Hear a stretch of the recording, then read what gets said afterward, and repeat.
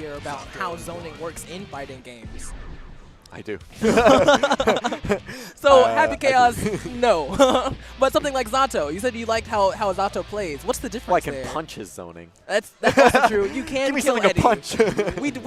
we don't kill Eddie, but Indeed. you can kill Eddie in order to get an advantage in this matchup. It looks like we're going straight into the start without a button check for Sin into A Zato player. Tar into Chris Chaos here. Not to be mixed up with Happy Chaos, because this is actually Sin Keese, our happiest young lad. I heard his 6th birthday was recently. Sixth birthday? Yeah, he's 6. Is he really 6? I could have sworn he was like a teenager. But anyway, we see some very powerful play coming from Sin Keese. The DP coming out in neutral to hit one of Zato's neutral strings.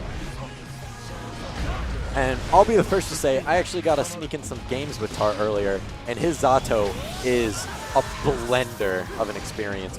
Using the full meter to super and then Roman cancel into the grab, saying, I know you're respecting this, but I don't respect you. They do respect each other. I gotta use that. That's actually a good idea. Write that down, write that down. Write that down, write that down. Yes, our residential Sin expert, Alto, here. But can't say I'm a Sin expert by any means, but I did start playing Sin. A great thing that you gain when you're playing Sin is in your offense, all of your specials, they cancel into when they cancel into the extra hit of the move, you can delay that action in order to bait out a stray button from the enemy. Zato using his glide to try to cross up, not because you never know which side he might just land on, but Sin responding with the pop-up, not going for the wall break to maintain corner control. Very smart call on his part, because Zato in neutral is a menace to be, is an absolute menace with a pose, just able to threaten you out of any situation. Holding the burst, just waiting for, just saying, I'm going to hold this and go into round 3 strong. Because with Zato not having easy access to a burst here, seems like a good call to me. But we can tell that Sin is very scary with full stamina meter and full burst. The amount of options that he has, just in terms of stray bursting or extending combos with that stamina bar. Wow, just like this actually. It looks kind of like this. Sin getting the counter hit to land Zato in the corner, but Zato utilizing the post to find a quick way out, not being able to respect the DP in time though, and Sin putting quickly back in, utilizing the burst that came just in time, spending meter to get Zato back into play, or Eddie back into play, but in that time just kind of gliding around the sword, being like, I didn't know that you could jump over the sword. I thought it always homed in on you. It does home in on when they casted it, so if you can jump or try to move around it in other ways. But Zato getting the early opening here, using burst to respond to the DP, and then putting Sin quickly back in the corner, utilizing Frog just to keep him there. Drills, highs, lows, you know, it's like, it's just a blender out here. Some really heavy advantage shades coming out of the Sin. Utilizing glide, say which side am I going to end up on? Then holding on to the burst here, just looking to jump out, or maybe hold it into round 3, because he is looking at a bit of a disadvantage. Looking to spend some meter here. Zato RCing in to challenge it. What happened there? A trade occurring such that Sin fell out of his super, and then Zato closing out that round, going into game 2. Chris Chaos really likes his burst. He's really holding that. Some of the best players are the ones that burst the least. I see. Because they have it when they need it. As we've seen before, he took game 1 when he held that burst going into round 3 early. And it looks like he has the same philosophy approaching this round. But Tar saying, game 1 might have just been a fluke because, you know, I got my claps and I got my drills, and I'm just going to roll up and put you in the Polar Pummel blender, baby. What was that you were saying about Sin's DP being overly safe earlier? I didn't know you could punish. Interesting, interesting. Eddie going on vacation for a short while, now coming back into play. Tar utilizing burst to enter back neutral to look to just utilize a pose to maybe get him that edge he needs for this fast-moving young lad. Put him in his place. So I was saying, I'm experienced, I've been in this field, I've killed people. Now, in the lore between Zato and Sin, isn't there like an uncle nephew relationship there? I have no idea. Okay, cool. Okay, so we're on the same page. Just from what I know from the interactions between Sin and Zato in the pre-game cinematic, Zato tends to have some words of wisdom, especially in the arcade game mode, to say to Sin, almost as if, you know, A mentor. Yeah, like a mentor. But yeah, it looks like Tar quickly responding, returning this to a neutral situation, 1-1, going into game 3 for the first time, not the final match. Now Sin utilizing his overwhelming pressure to get in on this Zato and grabbing him, throwing him right in the corner, saying high-low. Now you guess, because I'm tired of Eddie in my face. Get him out of here. Yeah, Sin having access to all of the high-low specials actually really makes his advantage state much more dynamic. But going for the air grab to say, I don't really care to see your wings above me trying to cross me up, quickly shunting him out of the air. And now Sin using all his food gauge to put Zato in the corner, currently out, maybe looking to snack up on some grub if he wants to be able to maintain this pressure. Swapping corners. When did we get here? Yeah. You know, I mean, it is true. I guess Sin does like to travel the world, so I guess this is to be expected. Using Hellbringer to maintain this pressure, waiting for Eddie to come back, and then put him right back with opposed drills, anything to maintain this Zato pressure. Sin respecting Zato enough to give him the Eddie back. Air grab clash, really a brilliant sign of the awareness on both sides of these players. Mashing, coming in to kill Eddie there and return this back to a neutral state. Possibly a disadvantage without Eddie, but with him back in the bringing, looks like Zato is looking to carry to the corner.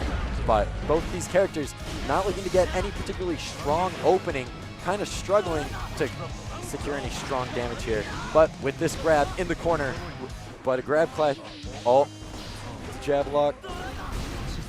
Now, if I were to say, I would say there were 20 different one interactions in that fight. Yeah. Single interactions aside, when you're playing against Zato, I don't tend to notice something's happening on the stage. They're just finding where a controller goes. Oh, I see. The when you're playing against Zato, I actually can't see very well where the openings are when you have Zato fighting you at the same time as Eddie fighting you from the other side.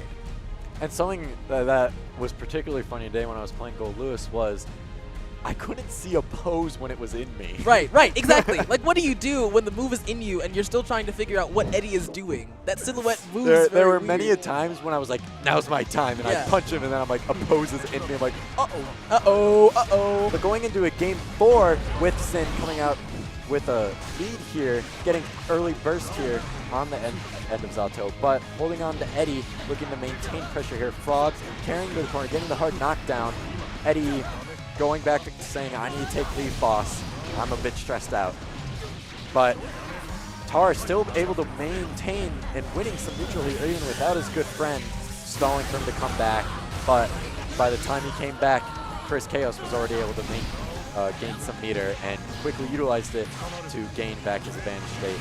But Tar saying, he really utilized that meter the best that he could have. That special Ride the Lightning on Sin Keys does a ton more damage when you get all 3 hits plus the full tension meter on the last hit of the Ride the Lightning. And the only way that you can land all 4 hits is through some careful spacing when you start it, but also careful direction choice once you get them in the air.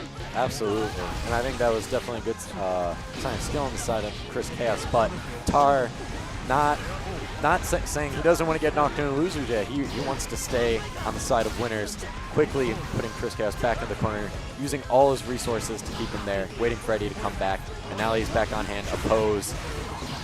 Oh, but the RC to just say, oppose, get out of here. I just want to I care about Zato.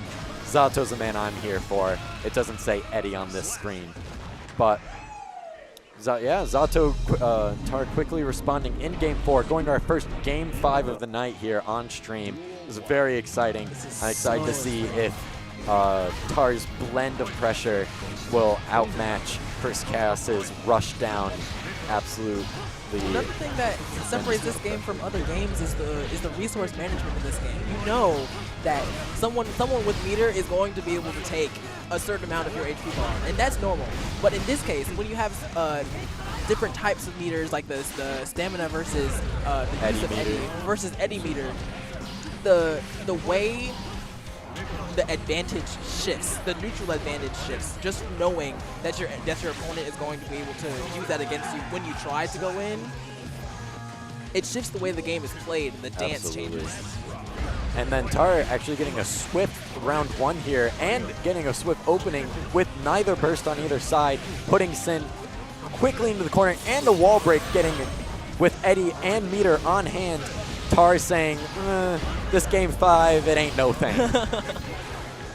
But HologramMikeRoss does not seem so complacent in that decision, but the meter and Eddie meter seem to speak differently. We'll see how Tar will craft his offense out of this corner.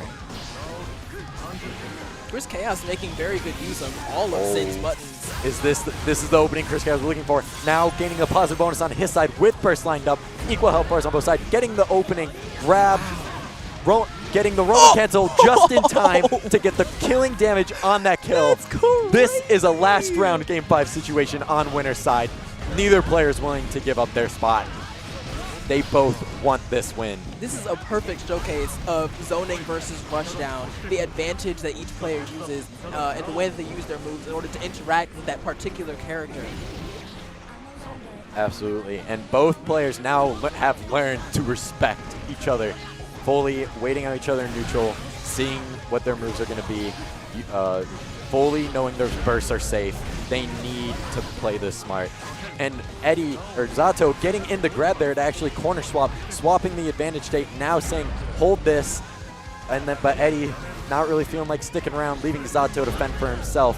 Eddie coming right back up, maybe a little too late. Sin able to forge his offense and continue pressure here, but low on food gauge, getting a meter just in time to extend the pressure, all putting Zato in the corner, getting the jump in to close the round, putting Tar into losers with that overhead. Zato looking to maybe just get a turn with that Hellbringer.